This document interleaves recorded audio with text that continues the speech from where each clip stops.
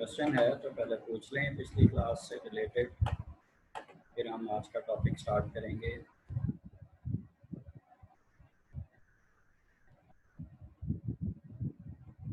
अगर कोई क्वेश्चन नहीं है तो मैं स्टार्ट कर देता हूँ।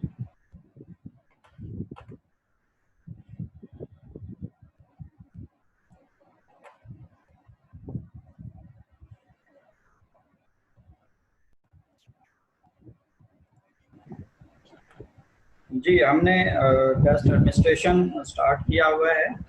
तो टेस्ट एडमिनिस्ट्रेशन में हमने सबसे पहले कुछ ऐसे फैक्टर्स डिस्कस किए थे जो हमारे टेस्ट एडमिनिस्ट्रेशन के प्रोसेस को अफेक्ट करते हैं, डिस्टर्ब करते हैं। उसके बाद हमने जो है उन फैक्टर्स, उन एनवायरमेंटल कंडीशंस के बाद हमने एग्जामिनर्स की ड्यूटीज़ डिस्कस की थी कि बिफोर टेस्ट एडमिनिस्ट्रेशन एग्जामिनर्स जो हैं उनको किन किन चीज़ों का ख्याल रखना होता है, क्या क्या काम उन्होंने जो है वो करने होते हैं, वो हमने डिस्कस किए थे डिटेल में। उसके बाद आज हम जो है वो examiners duties during testing discuss करेंगे कि during the test administration examiner ने किन किन चीज़ों का ख्याल रखना होता है। फर्स्ट ऑफ ऑल डायरेक्शन जो हैं टेस्ट की उनको आपने फॉलो करना होता है। टेस्ट एडमिनिस्टर करते हुए आपने वो सारी इंस्ट्रक्शंस, डायरेक्शंस जो अपने पार्टिसिपेंट्स को देनी है वो आप केयरफुली प्रिपेयर करते हैं। आप उसमें कोई, जैसे हमने कई दफ़ा डिस्कस किया है कि हम वो वर्ड टू वर्ड जिस तरह से इंस्ट्रक्शंस, डायरेक्शंस हमारे टेस्ट मैनुअल में दी गई होती हैं, हम वो वर्ड टू वर्ड रिपीट करते हैं। हम अपनी तरफ से उसमें कुछ ऐड या सब्ट्रैक्ट नहीं करते।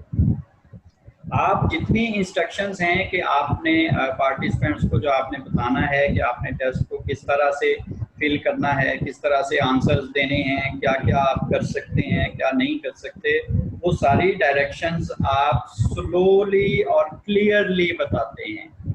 कहीं पे कोई कंफ्यूजन ना रह जाए, ये इंश्योर करते हुए आप डायरेक्शंस देते हैं। और डायरेक्शंस देने के बाद एक दफ़ा अगेन पूछते हैं अपने पार्टिसिपेंट से, स्पेशली जब आप ग्रुप टेस्टिंग कर रहे होते हैं, कि अगर किसी को कोई कंफ्यूजन हो, एम्बिग्विटी हो, तो अब एक दफ़ा आप दोबारा पूछ सकते हैं ताकि टेस्ट कंडक्ट करते हुए उनको मज़ीद किसी किस्म की एम्बिग्विटी उनके माइंड में रह जाने का एहतमाल ख़त्म हो जाए। आप अगर इंस्ट्रक्शंस, डायरेक्शंस जो टेस्ट से रिलेटेड जो उसके मैनुअल में दी गई होती हैं, अगर वो आप प्रॉपरली और सही तरीके से वही डायरेक्शंस और इंस्ट्रक्शंस आप नहीं देते अपने पार्टिसिपेंट्स को, तो आप स्टैंडर्डाइजेशन के प्रोसेस से एक्चुअली निकल जाते हैं। वो आपकी जो एडमिनिस्ट्रेशन है, उस टेस्ट एडमिनिस्ट्रेशन के बाद जो उसकी स्कोरिंग इंटरप्रिटेशन होगी, वो किसी तरह से भी स्टैंडर्डाइज्ड नहीं हो सकती, क्योंकि आपने स्टैंडर्डाइज्ड वे ही यूज़ नहीं किया। आप नॉर्मेटिव इंफॉर्मेशन से कहीं दूर निकल जाएंगे। आपको जो फ्रेम ऑफ रेफरेंस हमारे पास जो उसकी स्कोर्स को इंटरप्रेट करने के लिए है, हम एक्चुअली वो खो देंगे, क्योंकि फ्रेम ऑफ रेफरेंस एक यूनिफॉर्मिटी ऑफ प्रोसीजर्स के तहत आया था। उसमें हमने ये जो जिस तरह से लोगों को डायरेक्शंस, इंस्ट्रक्शंस दी, जिस तरह से उस टेस्ट को एडमिनिस्टर किया, उसके जो हमारे पास स्कोर्स आए थे उनको हमने नॉर्म्स की शक्ल में उस टेस्ट का हिस्सा बनाया था। अब आप अगर उन डायरेक्शंस को उस तरह से फॉलो नहीं करते, तो जब आप टेस्ट एडमिनिस्टर कर चुकेंगे तो जो आपके स्कोर एक्चुअली आएंगे उस वेरी की हुई इंस्ट्रक्शंस के साथ, तो हम उसको नॉर्म्स के साथ एथिकली और टेक्निकली फिर कंपेयर ही नहीं कर सकते। पॉसिबल है कि वो उससे कंपेरेबल हों, लेकिन हमारे जो स्टैटिस्टिकल इंफॉर्मेशन है उसको हम उसी पैरामीटर पे देखते हैं जिस तरह से हमें अलाउ किया गया होता है, क्योंकि हमारी अजम्पशन ख़त्म हो गई कि हमने यूनिफॉर्मिटी ऑफ प्रोसीजर्स को फॉलो नहीं किया। तो अब हम ये नहीं कह सकते कि जो रिजल्ट्स आ रहे हैं वो उन नॉर्म्स के साथ कंपेरेबल हैं या नहीं। देन आपको जो आपकी डायरेक्शंस हैं, अगर आप उसमें उनसे हट के कुछ करना चाहते हैं तो वो एक ही सूरत हो सकती है, जब आप कोई ऐसा टेस्ट कंडक्ट कर रहे हों जिसमें आपने डायनामिक और ऑथेंटिक टेस्टिंग जो है वो यूज़ करनी हो। डायनामिक टेस्टिंग वो होती है जिसमें आप एक्चुअली अपने पार्टिसिपेंट्स को डिफरेंट फेजेस में कुछ टेस्ट एडमिनिस्टर करवा रहे होते हैं।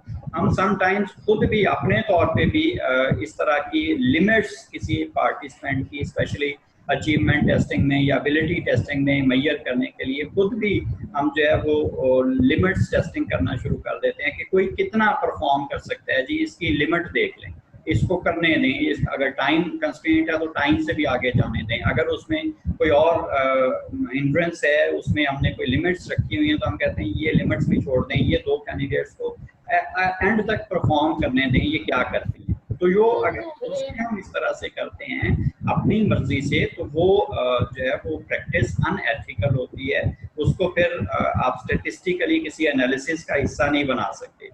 लेकिन अगर टेस्ट की नेचर ही इसी तरह की है, जो डायनामिक टेस्टिंग है, जैसे फर्स्ट टाइम का जो लर्निंग पोटेंशियल असेसमेंट है, उसमें बेसिकली हम क्या करते हैं, टेस्ट टीच टेस्ट, आप एक टेस्टिंग करते हैं बिल्कुल जैसे प्री टेस्टिंग पोस्ट टेस्टिंग का कॉन्सेप्ट आपने रिसर्च में पढ़ा होगा।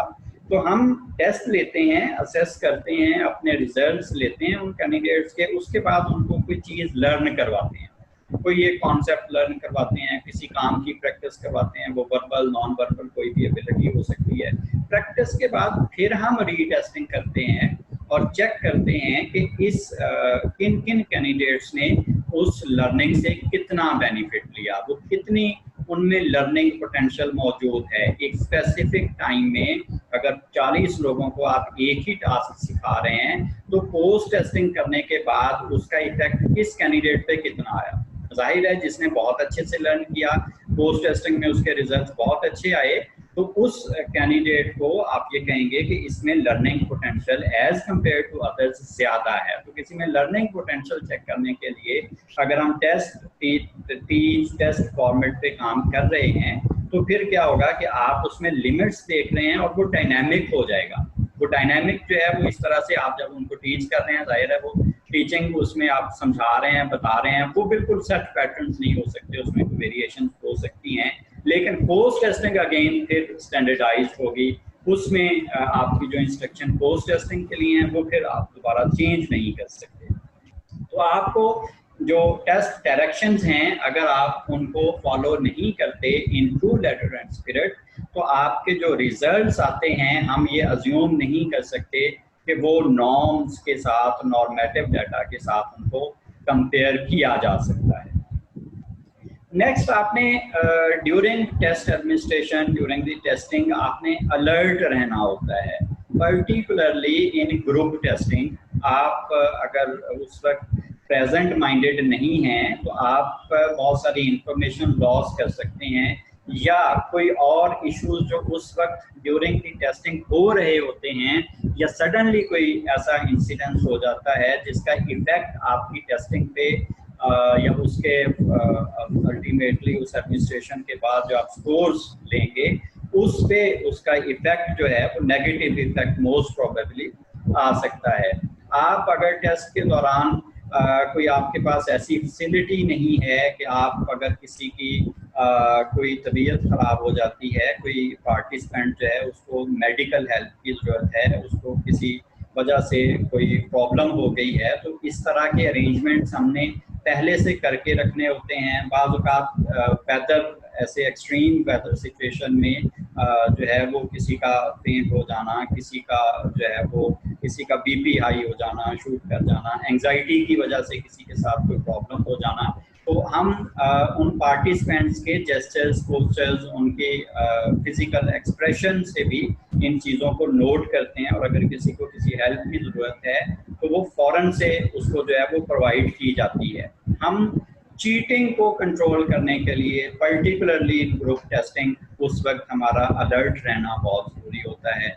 हम बेशक सारे अरेंजमेंट्स हमने बिफोर टेस्ट एडमिनिस्ट्रेशन भी किए, हमने सीटिंग अरेंजमेंट इस तरह से कर दी, हमने सीट्स पे कुछ लिखा तो नहीं है ये भी हमने इंश्योर कर लिया, हमने बाकी सारे अरेंजमेंट्स कर लिए, लेकिन ड्यूरिंग द टेस्ट एडमिनिस्ट्रेशन अगर अलर्ट नहीं है एग्जामिनर तो चीटिंग को कंट्रोल करना जो है वो मुश्किल हो जाएगा, उसके इफेक्ट को हम जो है वो मिनिमाइज नहीं कर सकते उसके बगैर, अगर आप अलर्ट नहीं हैं।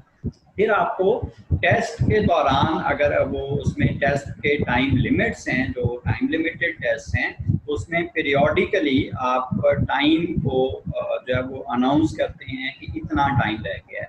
नॉर्मली हम, जैसे आप लोगों के पेपर्स होते हैं तो टीचर्स ड्यूरिंग दी टेस्ट आपको जो है वो बताते हैं कि जी half of the time is past, half of the time is left. आपको बताया जाता है कि लास्ट 15 मिनट्स, लास्ट 10 मिनट्स।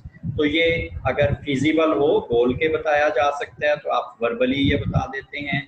अगर इस तरह की पॉसिबल हो कि आप विजुअली उनको दिखा सकते हैं कहीं पे टाइम, तो वो टाइम कंटिन्यूटी में जो है वो शो होता रहे, कोई भी उसको देखना चाहे तो देख सके। वो जाहिर है अगर क्लॉक आप लगा देंगे तो उससे भी देखा जा सकता है, लेकिन अगर आपने फॉर दिस स्पेसिफिक पर्पस कि उनको टाइम का अंदाज़ा रहे तो कोई इस तरह से उसको स्क्रीन पे डिस्प्ले करना है कि उनको रिमेनिंग टाइम नजर आए एग्जैक्ट, कि इतना टाइम हमारे पास रह गया है। उनको ये कैलकुलेट ना करना पड़े कि 10 बजे टेस्ट शुरू हुआ था और 11:30 खत्म होना है, 1.5 घंटे का जो टेस्ट है। अब चूंकि 10:30 हो गए हैं या 11:45 हो गए हैं तो आप कितने मिनट रह गए, आप कितने, उनको खुद कैलकुलेट ना करना पड़े। अगर आप विजुअली वो शो कर रहे हैं, वहाँ पे डिस्प्ले कर रहे हैं टाइम, तो फिर रिमेनिंग टाइम शो हो रहा हो, जो कि बिल्कुल टिपिकल होता है, उनको एग्जैक्ट पता है कि जो हमारे पास इतने मिनट का टाइम वेस्ट नहीं होता, वो कंफ्यूज नहीं हो। या फिर आप उनको जो है वो वर्बली बता देते हैं कि जी इतना टाइम आपके पास रिमेनिंग है। उसके बाद आपकी रेपो इस्टेब्लिशमेंट है, आपने रेपो इस्टेब्लिश करनी है। ये जाहिर है आप जब अपने पार्टिसिपेंट से मिलते हैं फर्स्ट टाइम, आप जब उनको इंटरेक्ट करते हैं, ये कोई ऐसी चीज़ नहीं है कि जी आपने इस टाइम पे उनको जो है वो अप्रोच किया है या आपने थर्ड स्टेप पे जाके आपने टेस्ट डायरेक्शन दे के रिमेन अलर्ट रह के फिर आपने रेपो इस्टेब्लिश करनी है, बल्कि ये स्टार्ट से ही आपका प्रोसेस जो है वो शुरू होता है। यहाँ पे ये जो स्टेप्स आ रहे हैं ड्यूरिंग द टेस्टिंग, आपने जो ड्यूटीज, जो आपके रिस्पॉन्सिबिलिटीज हैं, वो स्टेप बाय स्टेप नहीं आ रहे। वो ऐसे नहीं है कि आपने पहले ये करना है या पहले ये करना है या उसके बाद ये करना है।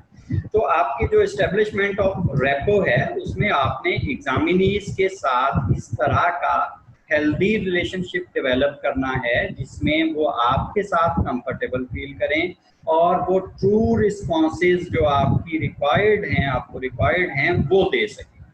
मोटिवेटेड बिहेवियर एग्जामिनीज का without establishment of repo, good repo, वो इस्टेब्लिश नहीं हो सकता।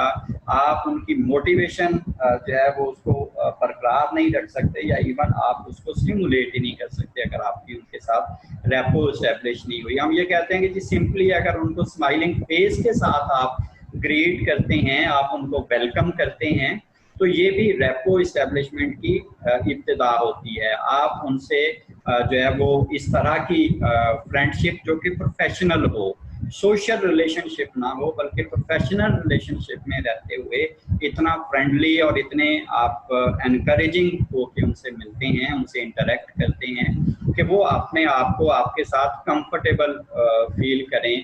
उनकी मोटिवेशन को लो मोटिवेशन अगर है तो उसको हाई करने के लिए जो स्ट्रेटजीज उस वक्त ज़रूरी हैं आप वो अडॉप्ट करें। अगर वहाँ पे कोई डिस्ट्रक्शन हो रही है, उनकी अटेंशन जो है वो इस्टेब्लिश नहीं हो रही, वो आपको जो है वो रिस्पॉन्ड सही से नहीं कर पा रहे, तो उस फैक्टर को रिमूव करें ताकि वो आपके साथ उनका इंटरेक्शन जो है वो इम्प्रूव हो सके।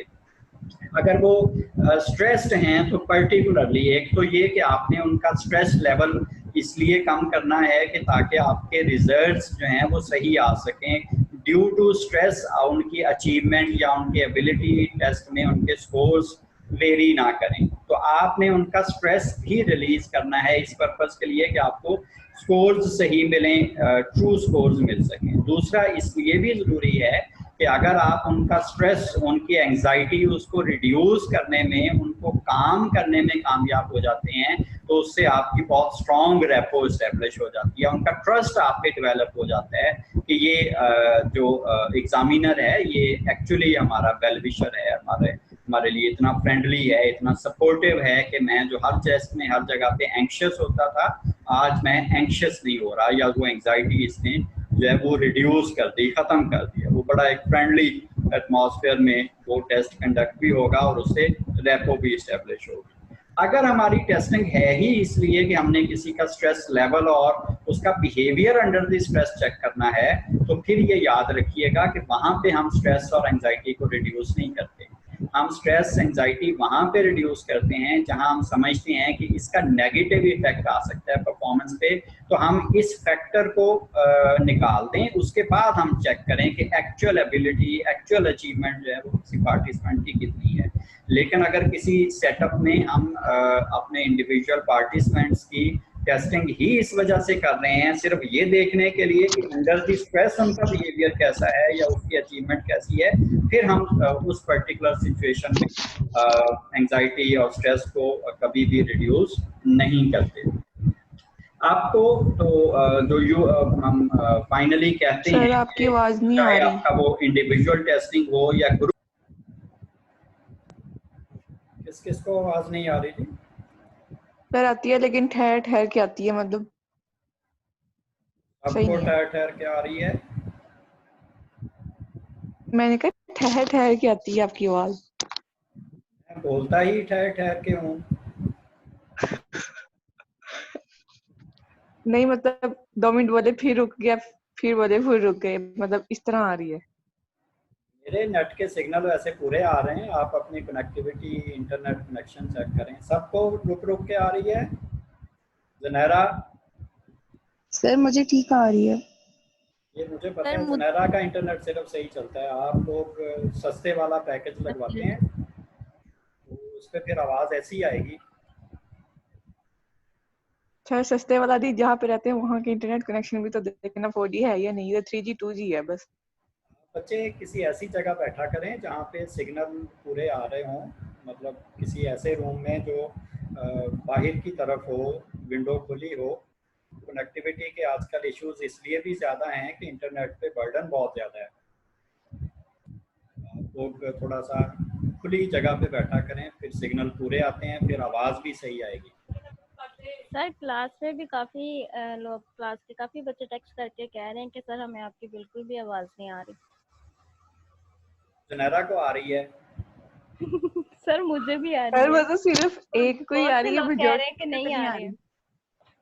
आप लोग एक तो अपने कनेक्शन चेक करें, दूसरा आप लोग जब स्क्रीन शेयर ऑफ कर देंगे या कोई और मोबाइल पे ऐप खोल लेंगे तो फिर आपको आवाज़ बंद हो जाएगी। ये भी बहुत सर आ रही है आवाज प्रॉब्लम।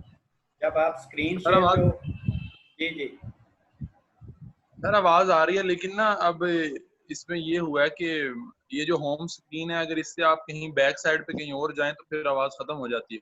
जी बिल्कुल, मैं यही बता रहा हूँ कि आप होम स्क्रीन ना छोड़ें। जब आप लोग असल में होम स्क्रीन छोड़ देते हैं, मेरी स्लाइड शेयर वो स्क्रीन शेयर ख़त्म कर देते हैं और अपनी टेक्स्ट और मैसेजिंग और वीडियोस अलग से देखना शुरू कर देंगे, तो फिर आपको ये वाली आवाज़ नहीं आएगी, फिर वही आएगी। आप बात समझ आई? जी सर। हाँ जी, ये होम स्क्रीन से आपने बाहर नहीं निकलना और ना मोबाइल रख के आपने कहीं जाना है। ये स्पेशल मैंने इस पे अब सीक्रेसी लगाई है कि जब आप मोबाइल रख के चले जाएं या आप होम स्क्रीन बंद कर दें तो आपको मेरी आवाज़ ना पहुंचे। ये स्पेशल फीचर मैंने अमेरिका से मंगवाया है इसीलिए। सर ऐसा थोड़ी ना होता है। चलें अब ध्यान से होम स्क्रीन को देखते हुए सुने। नहीं सर ये वाकई आपने किया या? जी मैंने किया है जी, ये सिर्फ मैंने किया, कहीं और नहीं आपको ये फीचर मिलेगा। ये अमेरिका से स्पेशल मैंने ट्रम्प से बात करके ये फीचर मंगवाया। सर ऐसा हो रहा है वाकई अभी। हाँ, जब आप होम स्क्रीन छोड़ेंगे आप मेरी आवाज नहीं सुन सकेंगे। बिल्कुल ऐसी हो रहा है। कुछ भी कर सकते हैं जी कंफर्म है, फौजी कुछ भी कर सकते हैं। हाँ जी बिल्कुल कुछ भी कर सकते हैं। चलें जी, ओके, आप ध्यान से सुने। ग्रुप टेस्टिंग को तो आपको जो उनके साथ आपके जो पार्टिसिपेंट्स हैं उनके साथ फ्रेंडली रहना, लेकिन ऑब्जेक्टिविटी के साथ जो है वो इम्पोर्टेंट होता है कि कि आप फ्रेंडली हैं लेकिन प्रोफेशनल रिलेशनशिप में, सोशल रिलेशनशिप अपना डेवलप हो जाए जिसमें वो आपका लेवल भूल जाएं और अपना लेवल भूल जाएं और फिर जो है वो उससे टेस्टिंग कंडीशन जो है वो अफेक्ट हों। आप ये कहा जाता है कि आप अथॉरिटेटिव हों लेकिन अथॉरिटेरियन ना। आपकी अथॉरिटी एक समझी जाए लेकिन फ्रेंडली वे में, बट आपने अथॉरिटेरियन नहीं होना कि आपको वो एज ए बॉस कंसिडर करने लगे जिससे उनकी मोटिवेशन लो हो जाए पार्टिसिपेंट्स की और वो आपको सही परफॉर्मेंस ना दें। तो एक कॉर्डियल जो कलेक्टिवली कहा जा सकता है, एक कॉर्डियल रिलेशनशिप, एक एक्सेप्टिंग रिलेशनशिप जो कि आपके एग्जामिनीज को एनकरेज करे कि वो ऑनेस्टली एंड एक्यूरेटली रिस्पॉन्ड करें। दैट इज स्पेसिफिकली रेपो, जिसमें आप प्रोफेशनल लेवल पे रहते हुए उनके साथ आपने फ्रेंडली एटमॉस्फेयर डेवलप करना है वहाँ पे।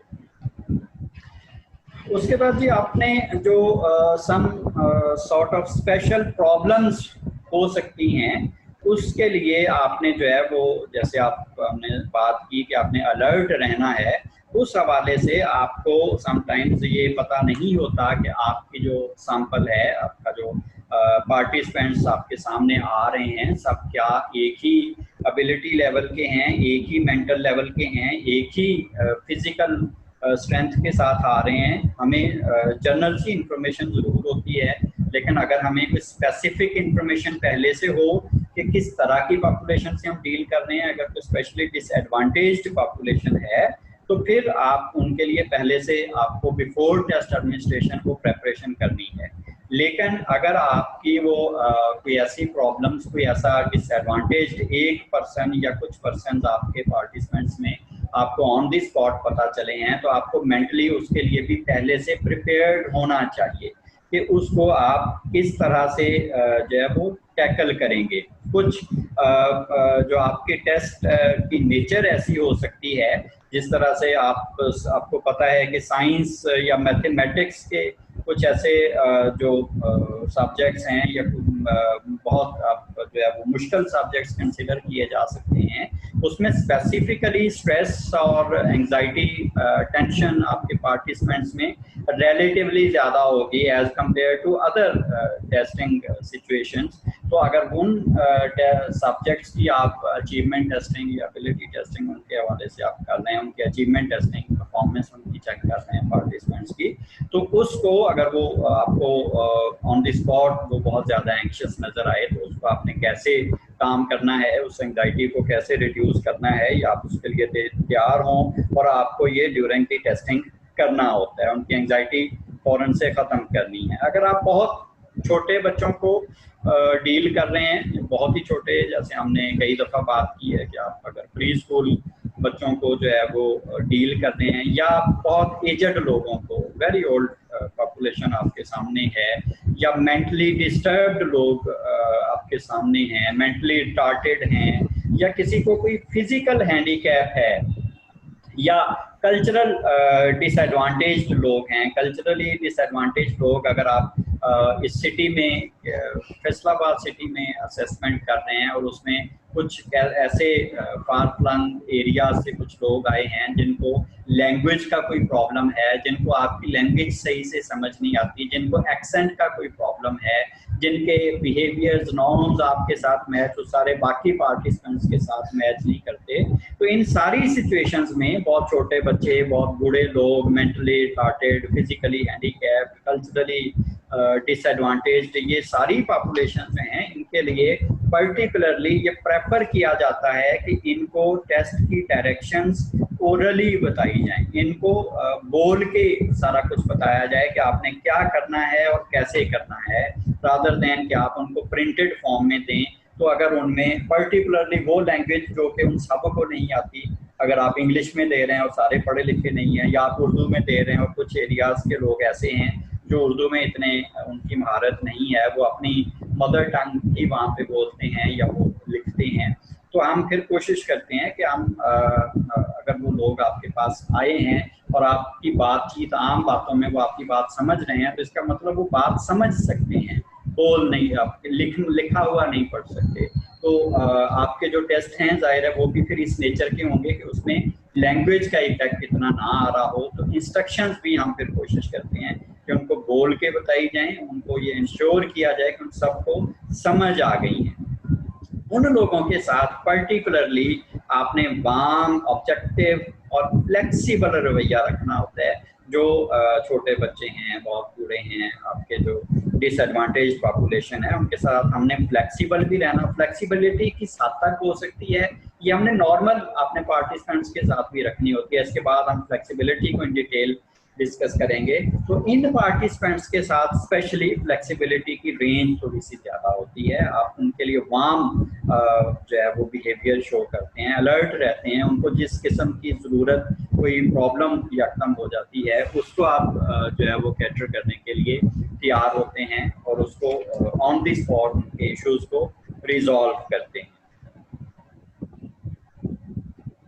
देन जी फ्लेक्सिबिलिटी, आपने अपने जो टेस्टिंग कंडीशंस हैं, आपकी जो रवैया है ओवरऑल, आपकी जो उन लोगों के साथ डीलिंग है वो ऑलमोस्ट फ्लेक्सिबल होनी चाहिए। वो रिजिड टाइप ऐसी, जैसे हमने कहा कि आप अथॉरिटेरियन वे में उनसे बात नहीं करते, आप अथॉरिटेटिव होते हैं, अथॉरिटेरियन नहीं होते।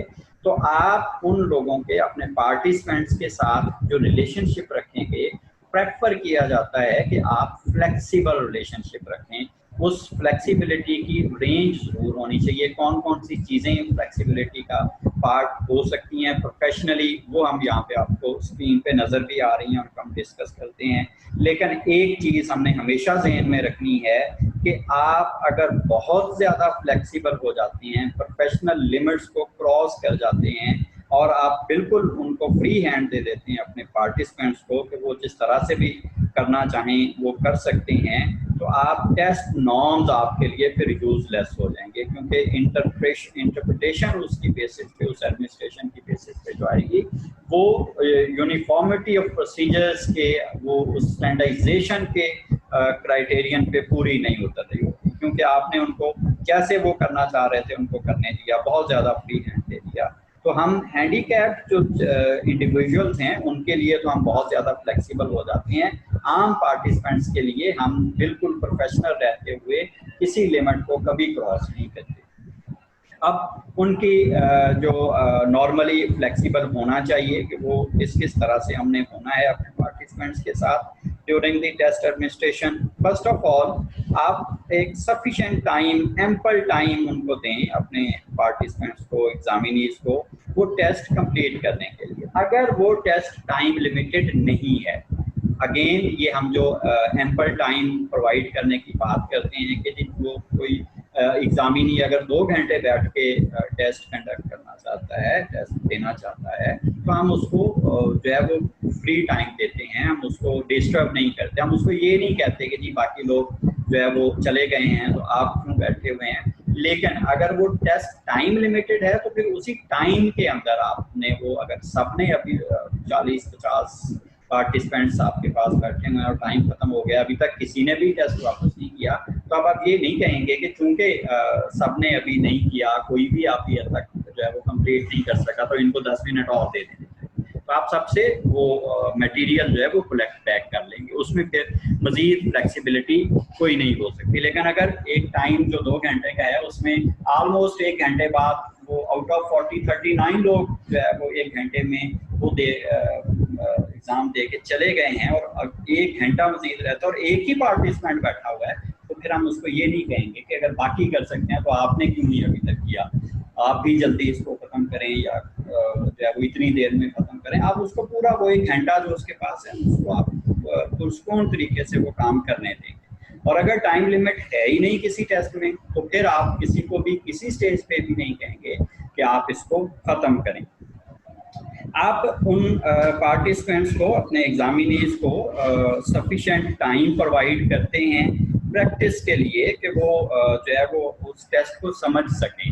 इसमें वो प्रेपरेशन भी है जो बिफोर टेस्ट एडमिनिस्ट्रेशन, अगर आप अचीवमेंट टेस्टिंग कर रहे हैं तो आप जो है वो पार्टिसिपेंट्स को बताते हैं। को क्राइटेरियन समटाइम्स होते हैं, या जैसे बड़े लेवल पे टेस्टिंग होती है, GRE टेस्ट आपने जो है वो देखे हुए हैं, हमारे NTS वाले टेस्टिंग कंडक्ट करते हैं, GRE इंटरनेशनल जो ग्रेजुएट रिकॉर्ड एग्जामिनेशन हैं उसका एक सिलेबस होता है, पोर्शन होता है, इतने पोर्शन ये इतने % इस पोर्शन में से क्वेश्चन आएंगे, इतने % एनालिटिकल होगा, इतने % सब्जेक्ट रिलेटेड होगा, इतने % लैंग्वेज इंग्लिश लैंग्वेज बेस्ड होगा।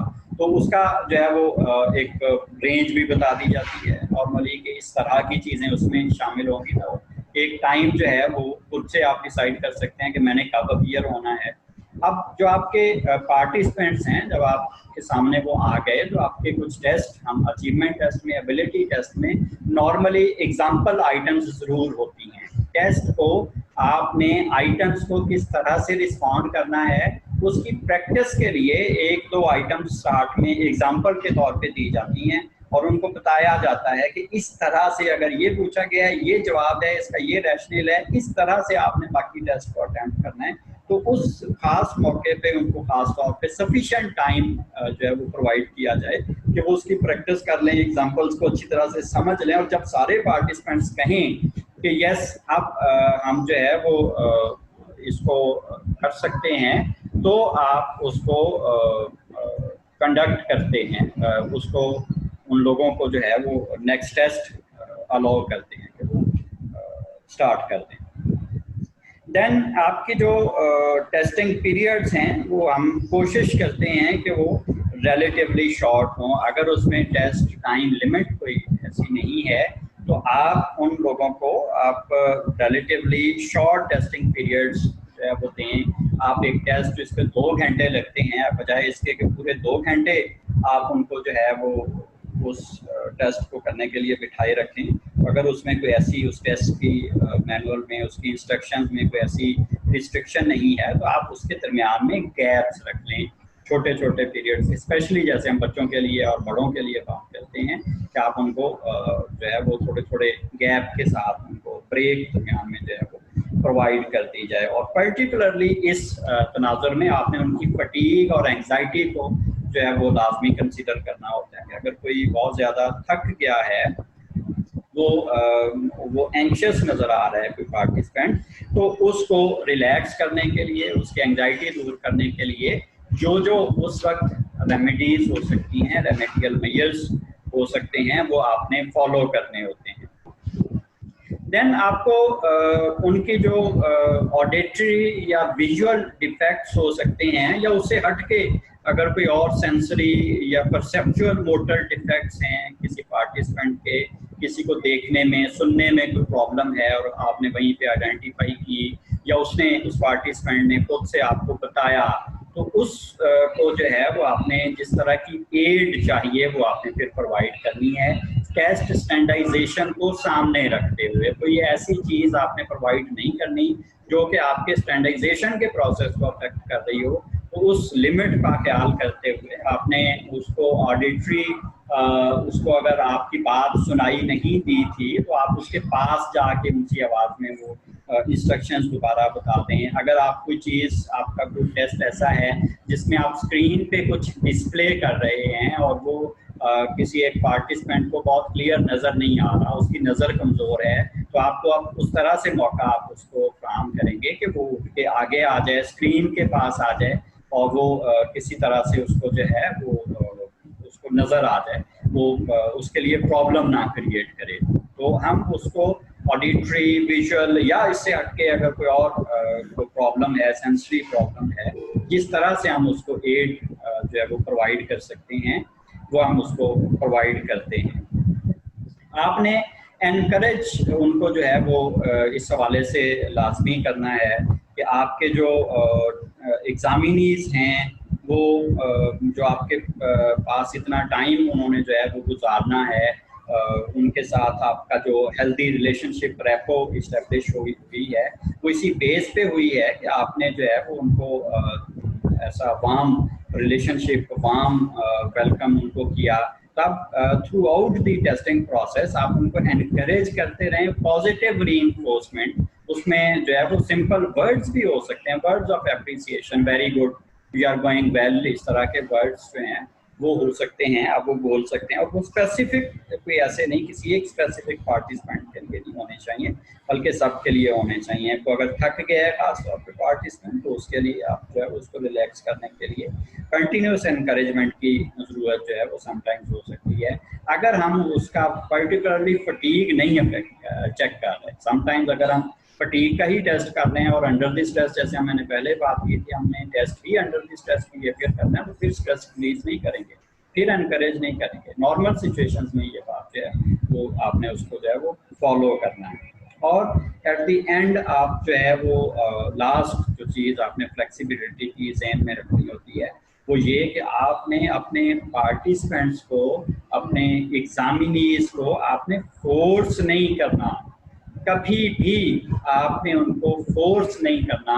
अगर वो रिस्पॉन्ड नहीं करना चाहते, अगर वो टेस्ट को दरमियान में छोड़ के जाना चाहते हैं, जैसे हम वो राइट टू विड्रॉ आपने जो है वो रिसर्च में एक एथिकल कंसिडरेशन जरूर पड़ी होगी। अगर आप जो है वो आपके पार्टिसिपेंट्स आपकी वो टेस्ट नहीं करना चाहते या किसी एक आइटम पे वो रिस्पॉन्स नहीं देना चाहते, उस पर वो कुछ नहीं कहना चाहते, तो आप उनको फोर्स नहीं करेंगे कि आप जो है वो इस पे लाजमी रिस्पॉन्ड करें। अगर वो करना चाहते हैं तो करेंगे, अदरवाइज नहीं करेंगे। ऐसा हो सकता है कि कुछ ऐसे फोर्स्ड चॉइस क्वेश्चंस हमारे पास होते हैं और जो टेस्ट होते हैं जिसमें आप कोई आइटम खाली छोड़ नहीं सकते, फोर्स्ड चॉइस है। जैसे EPPS है, उसमें आपने जो है वो उसको कंप्लीट करवाना है, एक ऑप्शन हर स्टेटमेंट की उसमें जरूर टिक करनी है। तो आप पार्टिसिपेंट्स को एनकरेज करते हैं, उनको बताते हैं कि ये हमारे टेस्ट की रिक्वायरमेंट है, आप काइंडली इसको रिकंसीडर करें। अगर आप नहीं भी इस पर कंफ्यूज भी हैं, इवन देन आप ट्राई करें कि आप किसी ना किसी ऑप्शन को टिक जरूर करें। और अगर आपकी एक दफ़ा एनकरेज और मोटिवेट करने पे और ये वजह बताने पे भी वो रिफ्यूज़ करते हैं, तो फिर हम अपने पार्टिसिपेंट्स को, एग्जामिनीज को फोर्स नहीं करेंगे कि वो लाजमी इस पे रिस्पॉन्ड करें। वो हमारी अनएथिकल प्रैक्टिस भी होगी और वो हमारे इनफ्लेक्सिबल